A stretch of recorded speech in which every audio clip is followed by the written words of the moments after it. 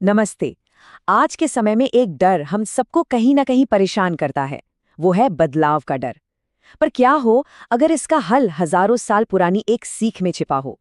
चलिए आज इसी को समझते हैं।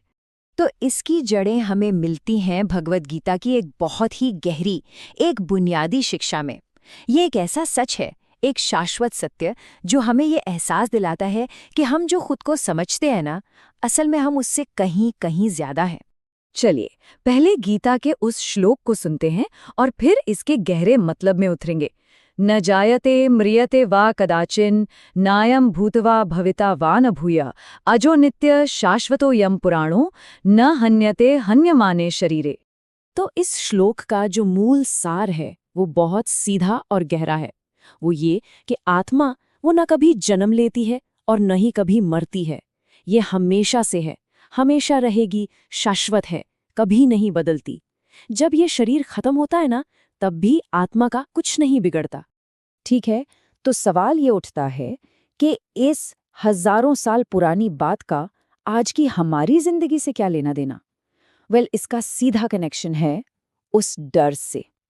उस डर से जो हर अंत के साथ हमारे मन में आता है, फिर चाहे वो किसी नौकरी का अंत हो या जिंदगी के किसी एक चैप्टर का। कभी सोचा है, जब कोई रिश्ता टूटता है या नौकरी हाथ से चली जाती है या हमारी कोई भूमिका, कोई रोल बदल जाता है, तो अंदर इतनी गहरी चिंता और डर क्यों होता है? असल में इसी सवाल का जवाब हमारी असली प्रॉब्लम की जड़ तक ले जाता है। चलिए इस बात को आज के दौर के एक बहुत ही रिलेटेबल से उदाहरण से समझते हैं। इससे ये डर वाली जो फीलिंग है ना वो और भी क्लियर हो जाएगी। कल्पना कीजिए एक ऐसे इंसान जिसकी पूरी पहचान, उसकी आइडेंटिटी, उसके जॉब टाइटल से जुड़ी है। मैं एक मैनेजर हूँ, बस यही उसका परिचय है। अब सोचिए, जब कंपनी में कोई रीस्ट्रक्चरिंग होती है और वो पद ही खत्म हो जाता है, तो क्या होता है? उसे ऐसा महसूस होता है जैसे उसका वजूद ही मिट गया हो। क्यों? क्योंकि उसकी पूरी पहचान एक टेम्पररी, एक अस्थायी रोल से बंधी हुई थी।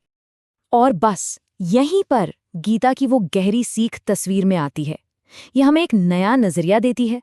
ये सिखाती है कि कैसे अपना फोकस इन अस्थायी चीजों से हटाकर उस पर ले जाएं जो स्थायी है, जो परमानेंट है। तो यहाँ पर दो अलग अलग माइंडसेट का फर्क एकदम साफ दिखता है। एक तरफ है वो सोच जिसमें गलती थी, मेरी नौकरी ही मेरी पहचान है, ये पूरी तरह से एक अस्थायी भूमिका पर टिकी है। और दूसरी तरफ है गीता का ज्ञान, जो कहता है मैं अपनी नौकरी से कहीं ज्यादा हूं। यहां पहचान उस स्थायी स्व पर टिकी है। इसीलिए जब वो रोल खत्म होता है ना, तो ये बस कपड़े बदलने जैसा है। अंदर जो है वो तो वही रहता है। और जानते, जब हम इस गहरी समझ को सच में अपना लेते हैं ना, तो जिंदगी को देखने का, उसे जीने का नजरिया ही बदल जाता है। ये हमें एक भारी बोझ से आजाद कर देता है और जीने का एक हल्का, एक सरल रास्ता दिखाता है। इस सच्चाई को अपनाने के फायदे भी बहुत प्रैक्टिकल हैं। देखिए, सबसे पहले तो चीज़ों को ज़बरदस्ती पकड़े रखने का जो मेंटल प्रेशर होता है वो कम हो जाता है। इसके साथ ही खोने का जो गहरा डर है वो भी निकल जाता है। नतीजा, जिंदगी हल्की और आसान लगने लगती है और मन के अंदर एक अलग ही शांति और क्लैरिटी आती है। हाँ, लेकिन एक बात समझना बहुत ज़रूरी है। इस ज्ञान का मतलब ये बिल्कुल नहीं है कि हम हाथ पर हाथ धरकर बैठ जाएं या निष्क्रिय हो जाएं। नहीं, असल में तो ये हमें सही एक्शन लेने के लिए और भी ज्यादा प्रेरित करता है। देखिए, गीता हमें जिम्मेदारी लेना सिखाती है। ये नहीं कि हम लाचार होकर इंतजार करें या सब कुछ किस्मत पर छोड़ दें। ये कोई भागने का रास्ता नहीं है, बल्कि ये तो एक मजबूत फाउंडेशन है, एक ऐसी नींव है जिस पर खड़े होकर हम जीवन के हर चैलेंज का सामना कर सकते हैं। और ये जो आत्मनिर्भरता है ना, इसकी शुरुआत कहीं बाहर से नहीं, हमारे अंदर से ही होती है। उन साधनों से जो हम सबके पास पहले से ही हैं। हमारा समय, हमारे स्किल्स, एक मोबाइल फोन और सीखने की हमारी काबिलियत। जब हम अपनी पहचान के लिए बाहरी चीजों पर निर्भर रहना बंद कर देते हैं, तभी हम अपनी इन अंदरूनी शक्तियों का सही इस्तेमाल कर पाते हैं। तो आखिर में याद रखने वाली बात बस इतनी सी है। शरीर बदलता है, हमारे रोल बदलते हैं, हालात बदलते हैं, ये सब कुछ बदलता रहता है। लेकिन वो जो असली स्व है, जो हमारा वास्तविक अस्तित्व है, वो बस एक साक्षी की तरह देखता है और आगे बढ़ता रहता है।